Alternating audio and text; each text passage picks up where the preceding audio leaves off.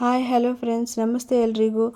ಇವತ್ತು ಬಂದುಬಿಟ್ಟು ನಾವು ನಮ್ಮ ಮನೆಯಲ್ಲಿ ಈರುಳ್ಳಿ ಟೊಮೆಟೊ ಚಟ್ನಿ ಯಾವ ರೀತಿ ಮಾಡ್ತೀವಿ ಅನ್ನೋದನ್ನು ನಿಮ್ಮೆಲ್ಲ ಜೊತೆ ಶೇರ್ ಮಾಡ್ಕೋಬೇಕಂತ ಅಂದ್ಕೊಂಡಿದ್ದೀನಿ ಫ್ರೆಂಡ್ಸ್. ಬನ್ನಿ ನೋಡೋಣ.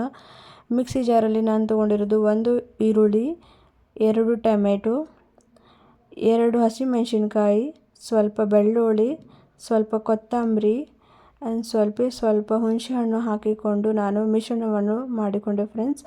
ನೆಕ್ಸ್ಟ್ ಬಂದುಬಿಟ್ಟು ಬಾಣಲೆಯಲ್ಲಿ ನಾನು ಎಣ್ಣೆಯನ್ನು ಕಾಯಿಸಿಕೊಂಡೆ. ಅದರಲ್ಲಿ ನಾನು ಸಾಸಿವೆ ಮತ್ತು ಜೀರಿಗೆಯನ್ನು ಚಟಾಪಟ ಅನ್ನೋ ರೀತಿಯಲ್ಲಿ ಚೆನ್ನಾಗಿ ಕಾಯಿಸಿಕೊಂಡೆ.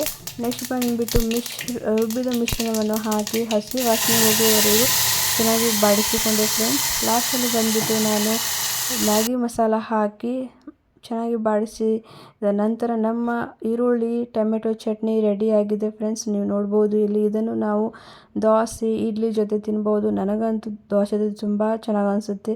ನೀವು ಟ್ರೈ ಮಾಡಿ, ಎಂಜಾಯ್ ಮಾಡಿ.